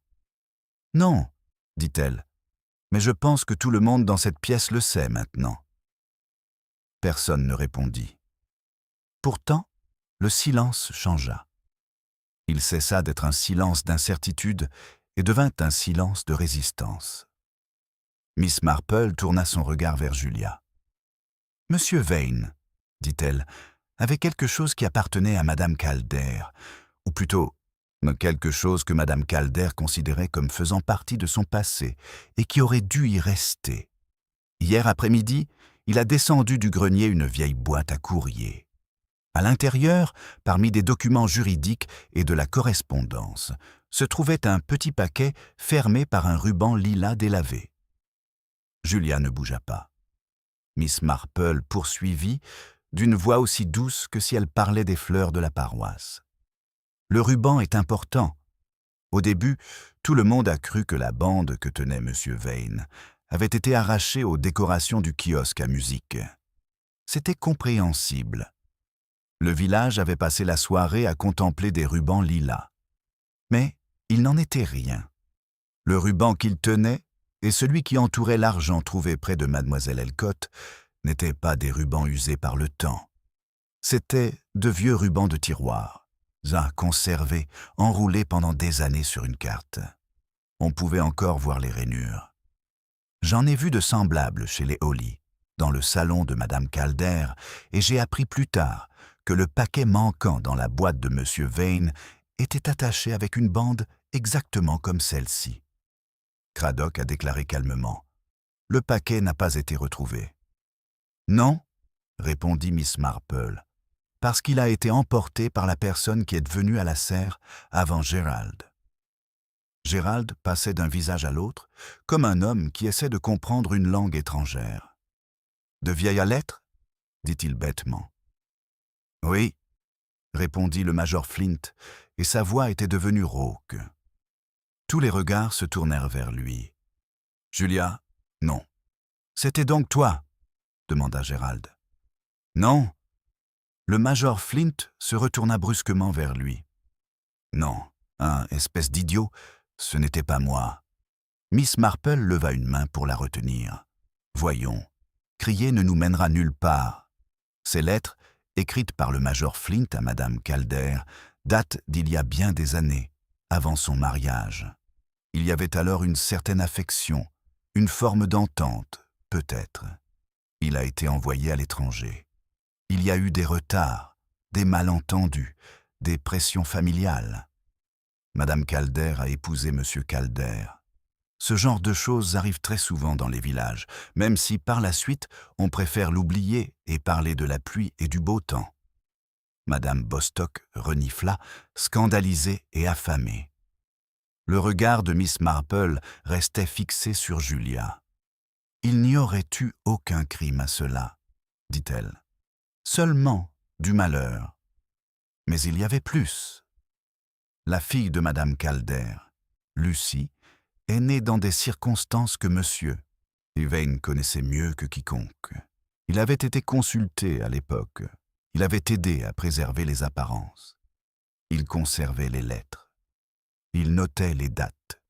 En réalité, il exerçait un droit secret sur l'obéissance de Madame Calder, droit qu'il a exercé pendant des années sous couvert de conseil. Lucie laissa échapper un petit gémissement et s'agrippa à la coudoir de sa chaise. Le docteur Bell lui tendit la main, mais elle se recula au contact, non par colère, mais par instinct de survie face à la douleur. Le major Flint avait des cheveux grisonnants sous son bronzage. « Mon Dieu, dit-il. » Julia a dit très clairement. « Ne dites pas ça comme si vous étiez surprise. » C'était la première fois qu'elle prenait la parole depuis le début. Personne n'a répondu. Miss Marple dit doucement « Monsieur ». J. Vane s'est immiscé dans les fiançailles de Lucie, car il craignait de perdre son emprise. Si Lucie épousait le docteur Bell et fondait un foyer séparé, Madame Calder serait plus difficile à gérer. Peut-être avait-elle déjà commencé à lui résister. Peut-être a-t-il finalement menacé de dire la vérité au docteur Bell, à Lucie, au village s'il le fallait. Ces hommes ne sont généralement pas dramatiques au sens mélodramatique du terme. Ils deviennent simplement un peu plus explicites chaque année jusqu'au jour où ils vont trop loin. Cradock a déclaré « Madame Calder lui a rendu visite cet après-midi-là. »« Oui, » dit Miss Marple. « Je pense qu'il l'a fait venir. Ou bien elle y est allée parce qu'il lui avait laissé entendre ses intentions. Il lui a montré le paquet. Les vieilles lettres, attachées avec le ruban de cet été lointain. Le même genre de ruban qu'elle avait plus tard mis sur le kiosque à musique, car on réutilise ce genre de choses, mais aussi parce que les femmes ont parfois du mal à se séparer des souvenirs de leur jeunesse. Elle le quitta, mais non sans regret. Ce soir-là, alors que le concert commençait, elle alla à la serre lui parler à nouveau. Peut-être pour le supplier, peut-être pour négocier, peut-être pour exiger les lettres. Il lui a peut-être proposé de garder le silence à certaines conditions. Il a peut-être été cruel, je ne connais pas ses mots exacts. Mais je connais la scène. J'en ai vu l'équivalent plus d'une fois dans un village. Elle fit une pause. Il y avait une vieille dame à St. Mary Mead, dont le frère gardait la clé d'une boîte de papier de famille et disait, lorsqu'il était mécontent, « Un jour, je montrerai ça à Charlotte. » Il ne le fit jamais, mais il vécut assez longtemps pour en connaître la frayeur. Un soir d'hiver, Charlotte le frappa avec le seau à charbon. Il survécut, mais perdit l'usage d'une oreille. Elle dit ensuite « Je ne voulais pas le tuer, je voulais lui faire taire la voix. » Je crois que c'est très proche de la vérité. Julia ferma les yeux. Lucie murmura « Maman ». Miss Marple poursuivit.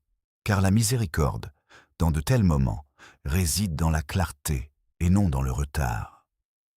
Dans la serre, M. Van et Mme Calder se disputèrent.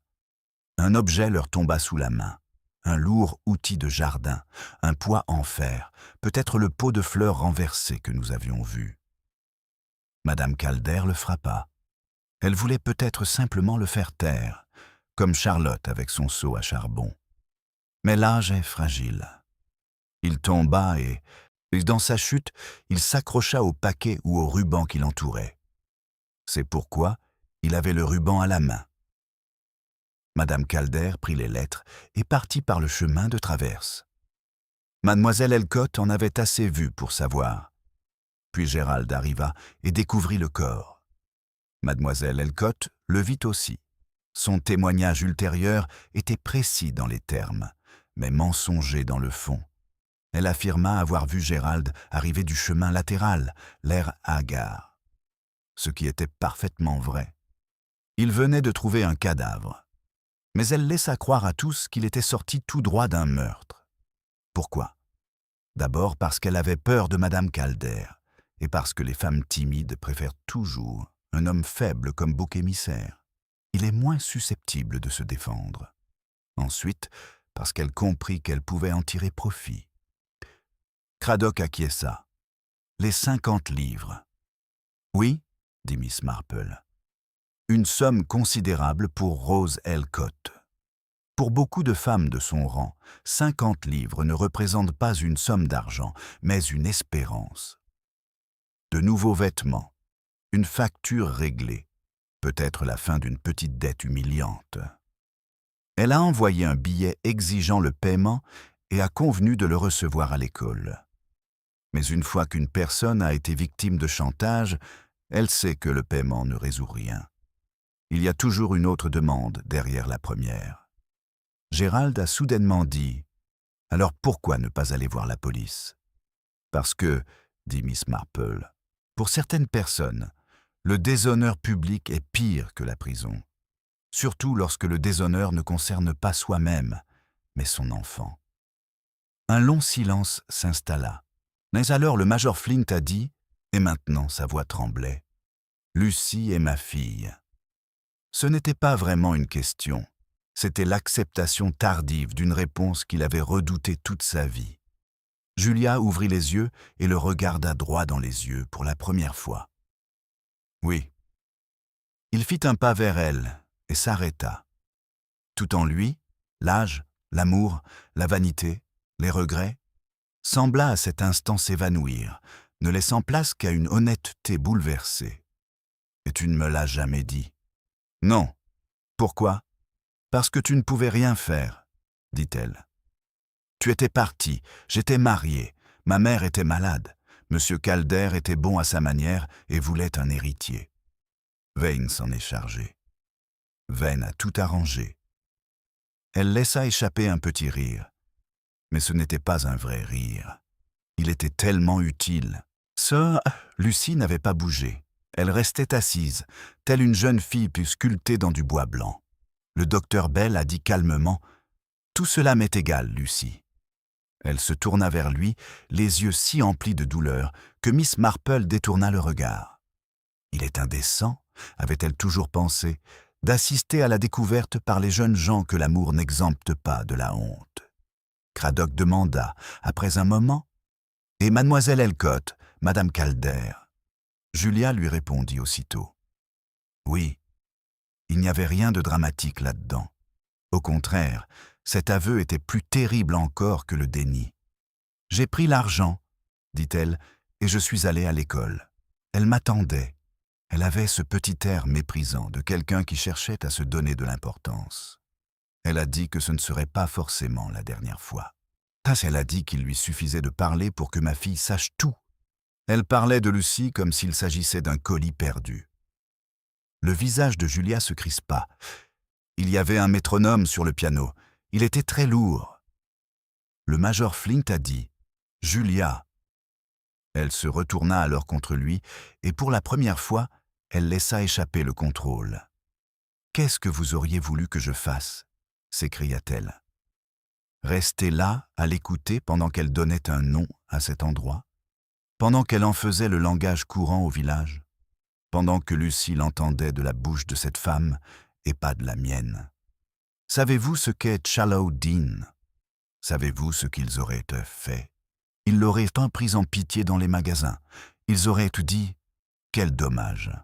en regardant ses gants et en comptant les mois passés. En prenant le thé. Il s'en souviendrait, pour toujours. Pour toujours. Le dernier mot lui échappa presque dans un sanglot. Madame Bostock, saisie d'un sentiment d'humanité soudain, porta la main à sa gorge. Julia se leva brusquement. La lumière de la lampe éclaira son visage et révéla que toute apparence soignée avait disparu. Elle ne paraissait pas plus vieille, à proprement parler, mais bien plus vulnérable. « J'ai vécu avec ça pendant 23 ans, dit-elle. sachant qu'il était au courant, qu'il décidait, qu'il suggérait, conseillait, souriait.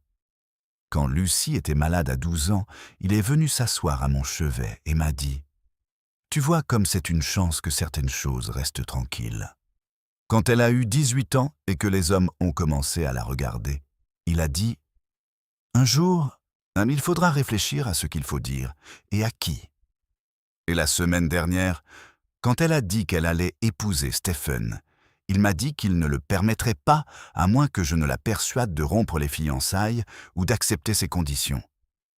Des conditions, comme si elle était un acte de donation. Ses mains, qui n'étaient pas restées si immobiles toute la soirée, se frôlèrent. Je suis allé le voir dans l'après-midi. Je l'ai supplié. Oui, supplié. Il m'a montré les lettres d'Adriane, attachées avec ce ruban odieux. Le même ruban que j'avais gardé parce qu'il me rappelait cet été-là.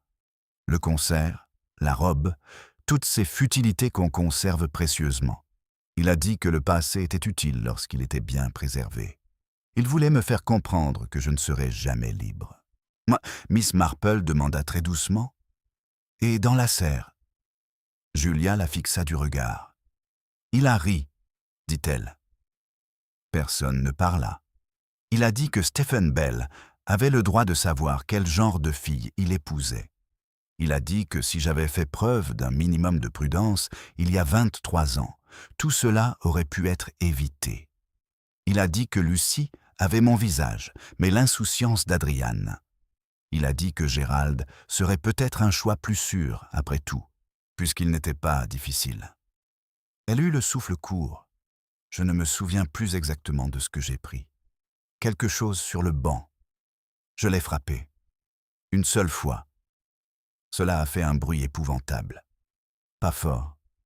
C'était le pire de tout. Pas fort, juste définitif. Puis j'ai vu le ruban dans sa main et les lettres sur le sol, et j'ai su. Elle s'arrêta, porta sa main à sa bouche un instant, puis la baissa. Je savais que si je vivais encore 100 ans, je serais toujours dans cette serre. Le commandant Flint s'était affalé dans un fauteuil, comme si ses jambes ne pouvaient plus le soutenir. Gérald le fixait d'un regard vide, oubliant le danger qu'il avait lui-même surmonté. Lucie restait immobile, mais des larmes avaient commencé à couler silencieusement sur ses joues. Cradock dit, et sa voix officielle était presque aimable maintenant. « Pourquoi ne vous êtes-vous pas arrêté après le premier décès ?» Julia le regarda avec une sorte de surprise. « Parce que Rose ne me le permettrait pas. » Voilà, c'était là. Toute la sinistre situation économique de la chose. Miss Marple dit « C'est pourquoi j'en étais sûre à la fin. Pas seulement les rubans, ni l'attitude de Rose, ni la boîte de dépêche de Madame Bostock. C'était votre caractère, Madame Calder. Vous n'êtes pas une femme qui tue par appât du gain. Vous tuez pour mettre fin à la souffrance. Et une fois qu'une telle personne a franchi la ligne rouge, un second acte peut suivre, avec une logique terrible si le premier a échoué. » Julia tourna lentement la tête vers Miss Marple. « Tu en sais trop, dit-elle. »« Ma chère, dit Miss Marple, je suis une vieille femme. À cet âge-là, on a presque tout vu. Et ce qu'on n'a pas vu dans la vie, on l'a vu dans les parterres de géranium. » Cette petite note domestique absurde, posée au cœur de la tragédie, accomplit ce que rien d'autre n'aurait peut-être pu faire. Elle arracha à Lucie un son brisé, à mi-chemin entre le rire et les larmes, et dès lors, l'atmosphère pesante qui régnait dans la pièce sembla se dissiper. L'horreur demeurait, mais elle retrouvait son humanité. Cradock s'avança. « Madame Calder, dit-il, je dois vous demander de venir avec moi. » Julia inclina la tête. « Oui. » Puis, avant que quiconque puisse bouger, Lucie se leva et traversa la pièce pour rejoindre sa mère. Un instant, Miss Marple pensa qu'elle allait se détourner. Mais Lucie ne le fit pas. Elle s'agenouilla près du fauteuil de Julia et prit les 2 mains de sa mère. « Pourquoi ne me l'as-tu jamais dit ?» murmura-t-elle. Le visage de Julia changea alors plus complètement qu'à aucun autre moment de la soirée. La dureté, la fierté, l'intelligence désespérée furent englouties par quelque chose d'infiniment plus ordinaire et de plus terrible. L'amour impuissant d'une mère. L'amour impuissant d'une mère. « Ma chérie, » dit Julia, et sa voix n'était plus qu'un souffle, parce que je ne désirais au monde qu'une seule chose qui soit totalement intacte. Je n'avais presque rien d'autre. Lucie baissa la tête sur ses mains emprisonnées. Impossible de dire si elle implorait le pardon ou l'offrait. Dans cette pièce, sous la lampe tamisée, la frontière entre les deux s'était estompée.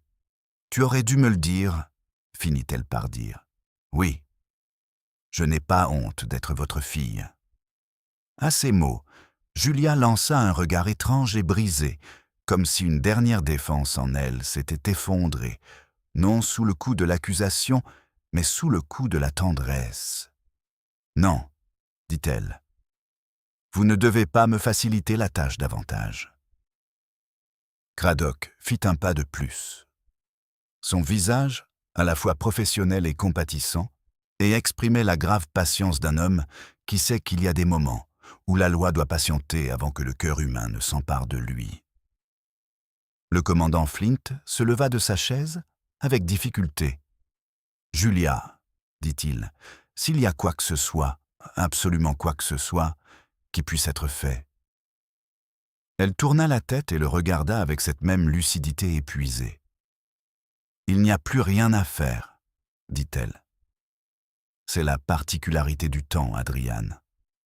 On s'en rend compte trop tard. » Il s'arrêta net, comme frappé par un coup.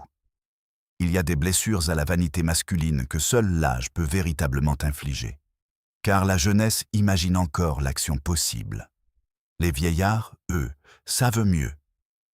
Il restait là, les bras ballants, inutilement relâchés, et pour la première fois depuis des années, il n'avait plus la moindre apparence de compétence. Et Gerald Vane, qui jusque-là s'était surtout préoccupé du soulagement mêlé de perplexité de ne pas avoir été pendu pour meurtre, fit un mouvement inarticulé. « Mon Dieu !» murmura-t-il. « Tout ça pour un paquet de lettres. » Miss Marple le regarda. « Non, » dit-elle, « jamais à cause de simples lettres. Les lettres ne sont que du papier et de l'encre. C'était à cause de la peur, monsieur Gérald, à cause de l'humiliation, à cause d'une sorte de captivité qui avait duré si longtemps que la liberté en était venue à paraître presque aussi terrible que l'esclavage. » Il rougit et se tut. Il faut dire que Gérald n'était pas totalement dépourvu d'imagination. Simplement, celle-ci avait toujours été principalement réservée à ses propres malheurs. Ce soir-là, cependant, la misère qui régnait dans la pièce était si palpable qu'elle ne pouvait être confondue avec autre chose que la réalité. Le docteur Bell se pencha vers Lucie. « Vous n'êtes pas obligée de rester pour le reste, » dit-il doucement. Lucie releva le visage. Il était maculé de larmes, mais son expression était étrangement figée. Quelque chose d'enfantin l'avait quitté durant la dernière demi-heure et ne reviendrait pas. « Je resterai, » dit-elle. Miss Marple pensa. Oui, elle le ferait. C'était le pire de certaines vérités. Non pas qu'elles détruisaient l'affection, mais qu'elles obligeaient à grandir d'un coup et en public. Julia se leva alors. Elle se redressa avec cette vieille habitude de maîtrise, même si cette maîtrise n'était plus qu'une simple enveloppe recouvrant le désespoir. « Je suis prêt, inspecteur. » Cradock inclina la tête. Il ne la toucha pas, mais le sergent Lake se dirigea vers la porte. Avant de perdre connaissance, Julia se tourna une dernière fois vers Lucie. « Brûle la boîte à outils, » dit-elle. « Il n'y a rien dedans qui vaille la peine d'être conservé. » Lucie la fixa du regard. « Non, » répondit soudainement le major Flint. Ils le regardèrent tous. Il avait parlé avec une force abrupte, totalement différente de son impuissance précédente.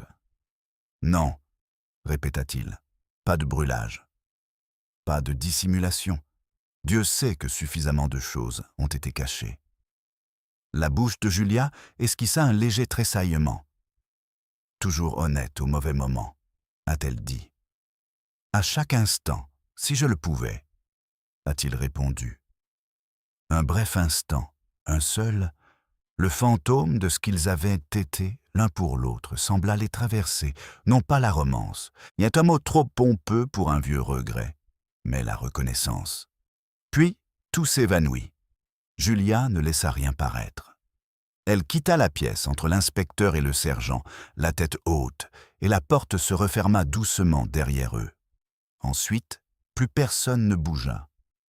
L'un des aspects étranges des catastrophes est que la nécessité pratique, le départ, l'arrestation, le fait accompli, ne laisse derrière elle, une fois réalisé, aucun soulagement, mais un vide immense. Les sons revinrent peu à peu. Le tic-tac de l'horloge de voyage sur la cheminée, le léger bruissement des feuilles contre la fenêtre, une respiration irrégulière. Madame Bostock se mit à pleurer par petits sanglots étonnés, comme offensée par sa propre émotion. Gérald s'assit brusquement sur la chaise la plus proche et fixa le tapis avec l'air de celui qui découvre que l'innocence, bien que précieuse, n'est pas aussi réconfortante qu'il l'avait imaginé. Lucie resta debout. Le docteur Bell était toujours à ses côtés, mais ne chercha pas à lui reprendre la main. Cette retenue était sage. Il y a des chagrins qu'on ne peut partager qu'en restant immobile près de ceux qui les éprouvent. Miss Marple s'est levée. « Ma chère, dit-elle à Lucie, je pense que tu devrais monter maintenant. » Lucie la regarda avec une intensité presque douloureuse. « Le saviez-vous dès le début? »« Non. »« Quand l'as-tu su ?» Miss Marple réfléchit. Elle n'aimait jamais exagérer sa propre intelligence, en partie par modestie, en partie parce qu'elle se révélait si souvent n'être qu'un souvenir sous un autre jour. « J'ai eu des soupçons concernant votre mère dès le décès de mademoiselle Elcott, dit-elle. J'en étais presque certaine en la voyant s'approcher du panier à ouvrage cet après-midi. Mais on ne peut vraiment savoir certaines choses qu'une fois qu'elles sont exprimées. » Lucie a dit « Alors tout le monde le saura. Ni la police, ni le tribunal, ni les journaux. Tout le monde. Le village, la poste, le chemin de l'église. Les femmes qui remarquaient les gants neufs et les hommes qui comptaient les générations à la forme des pommettes. »« Oui, » répondit Miss Marple. « Il était plus humain de ne pas faire semblant du contraire. » Lucie ferma les yeux un instant.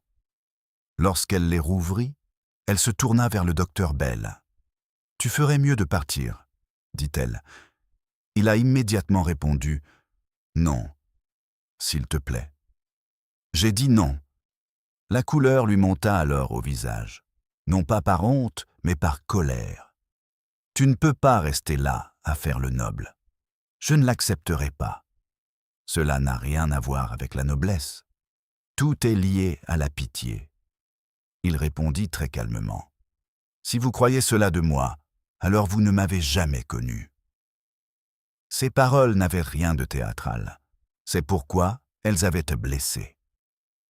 Lucie tressaillit comme s'il l'avait frappée. Le commandant Flint s'avança. « Lucie !» Elle se retourna elle aussi contre lui, et c'est alors que le calme fut rompu pour la première fois. « Non, » dit-elle d'un ton presque violent. « Pas toi. Pas ce soir. Je ne peux plus supporter les affirmations de sentiments de ceux qui n'ont rien dit quand le silence était la solution de facilité. C'était injuste, sans aucun doute. Pourtant, l'injustice est souvent le premier langage des personnes récemment blessées. Le commandant Flint l'accepta avec cette humilité particulière qui caractérise ceux qui savent que l'accusation, si elle n'est pas exacte, n'est pas sans fondement. Miss Marple traversa la pièce et posa légèrement un bras autour de l'épaule de la jeune fille. « Viens, » dit-elle. Lucie l'accompagna alors, mais arrivée à la porte, elle s'arrêta et se retourna. Ni vers le docteur Bell, ni vers Gérald, ni même vers le major Flint. Son regard se porta sur la boîte à outils en noyer fermé, posée sur la table. « Ce n'était qu'un ruban, » dit-elle d'une voix étrange. « Non, » répondit Miss Marple. « Ce n'est jamais le cas. » À l'étage, dans la chambre d'amis donnant sur la haie d'If, Lucie était assise au bout du lit, telle une enfant trop fatiguée pour se déshabiller. Miss Marple resta un moment auprès d'elle, parlant à peine. Les vieilles femmes sont utiles en ces moments-là, car elles n'insistent pas pour obtenir des explications. On demande toujours aux jeunes ce qu'ils ressentent, alors qu'en réalité, ils ressentent généralement tout à la fois et sont incapables de faire le tri. Finalement, Lucie a demandé « Veut-il toujours m'épouser ?» Miss Marple répondit avec précaution « Oui, je le pense. Mais ce n'est pas la bonne question ce soir. Qu'est-ce que... Te connaîtras-tu à nouveau avant de promettre quoi que ce soit ?» Lucie baissa la tête. « Ce matin, je pensais savoir exactement qui j'étais. »« Ma chère, » dit Miss Marple, « cela arrive à presque tout le monde à 22 ans. C'est rarement vrai. » Lucie laissa échapper un petit son qui aurait pu être un rire s'il ne s'était pas aussitôt transformé en larmes. Miss Marple la laissa pleurer. Il y a des larmes qui ne servent à rien, mais celle-ci n'en faisait pas partie. Quand elle quitta enfin la jeune fille et descendit, le docteur Bell l'attendait seul dans le couloir. Les autres étaient partis.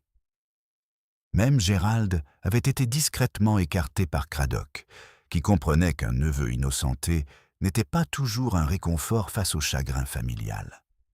Belle a demandé « Comment va-t-elle » ? Épuisée. « Je resterai au village ce soir. »« Oui, je pense que ce serait judicieux. » Il hésita. Puis, avec la franchise des jeunes lorsqu'ils ont peur, il dit « Que dois-je faire ?» Miss Marple leva les yeux vers lui. « C'était un bon jeune homme, » pensa-t-elle. Mais la bonté ne suffit pas. Il faut aussi de la patience. Et la patience est une vertu rarement cultivée par les beaux médecins aux principes solides et à l'avenir prometteur. « Rien d'urgent, » dit-elle. « Ne lui demandez pas de courage avant demain matin. Et ne faites pas preuve de magnanimité.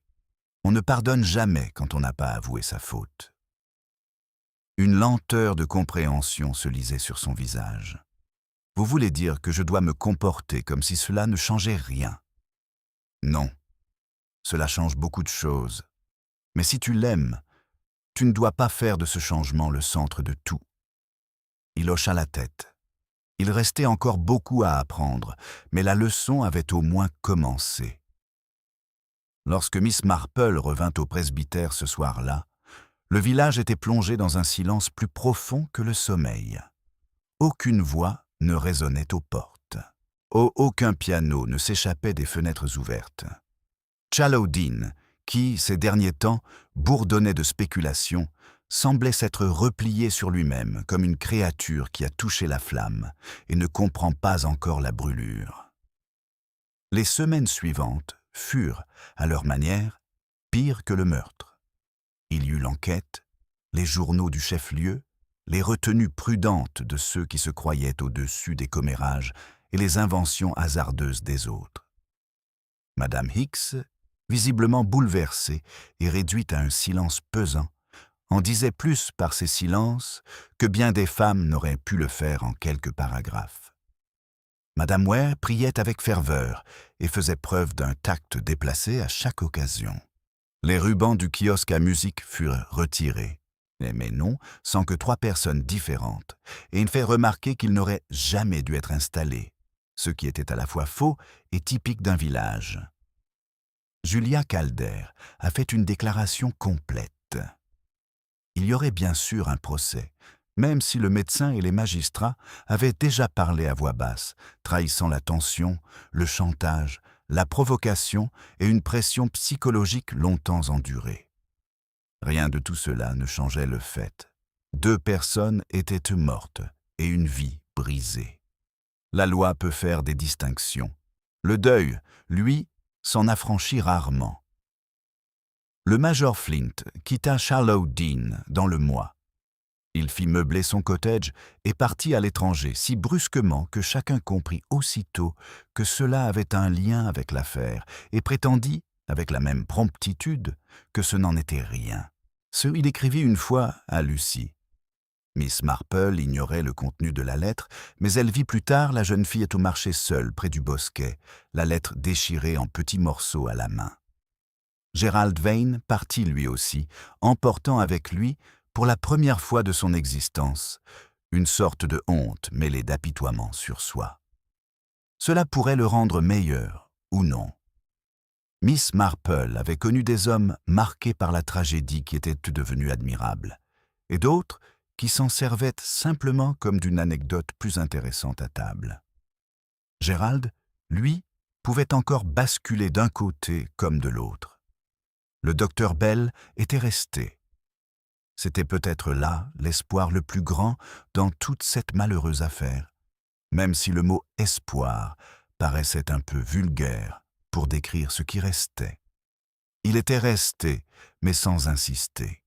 Il rendait visite au Hawley moins souvent qu'auparavant, et jamais quand il savait que le village ne manquerait pas de le remarquer. Miss Marple approuvait. L'amour qui exige une vengeance immédiate n'est guère de l'amour. C'est de l'appétit déguisé. Quant à Lucie, elle a changé, pas immédiatement au grand jour. Elle continuait d'aller faire ses courses avec son panier. Elle jouait toujours du piano le soir, quoique moins souvent. Mais quelque chose dans son visage vieillissait, non pas par des rides, mais par la sagesse. Elle avait appris que les personnes qui marquent notre enfance ne sont pas des figures monumentales figées derrière une vitre. Ce sont des hommes et des femmes de chair et d'os, avec leurs peurs, leurs vanités, leurs désirs.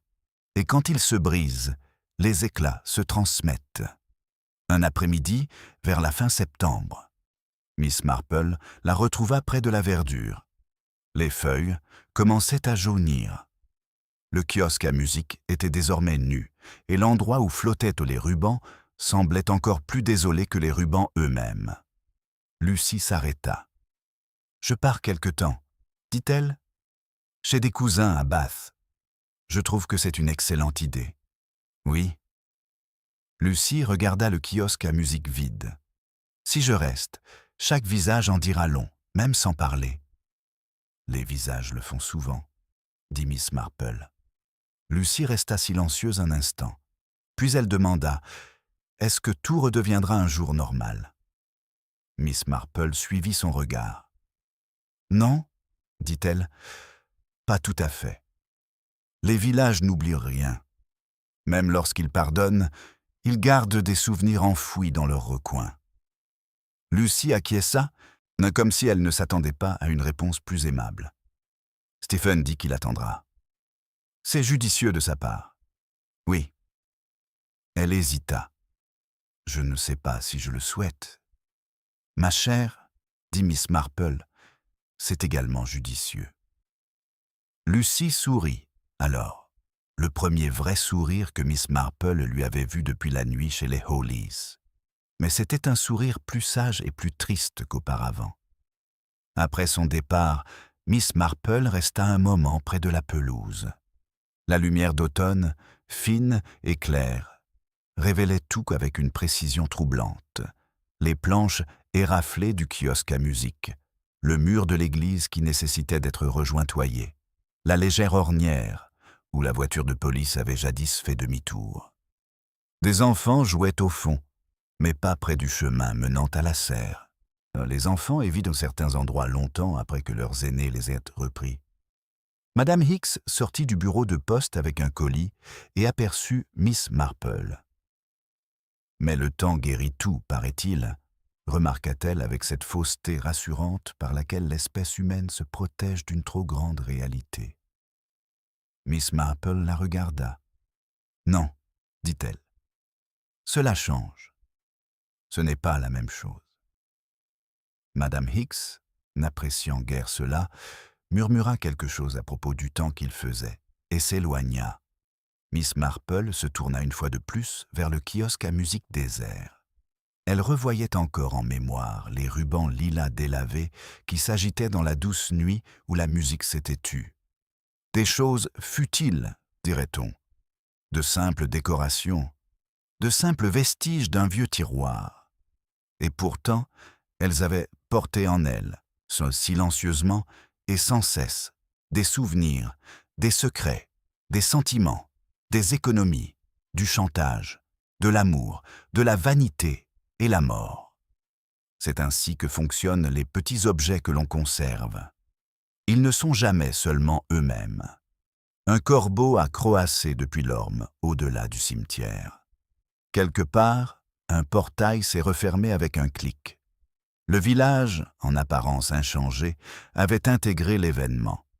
Shallow Dean continuerait sa vie, comme tous les villages, thé, réunions, mariages, chrysanthèmes, grippes, soirées bridge, chuchotements.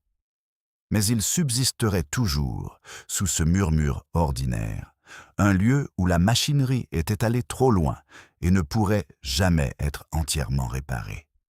Miss Marple resserra son châle autour de ses épaules et rentra chez elle avant la tombée de la nuit. Derrière elle, dans le kiosque à musique se dressait nu sur le ciel qui s'assombrissait. Et dans la nuit tombante, il ressemblait moins à un lieu dédié à la musique qu'à un endroit abandonné après le jugement dernier.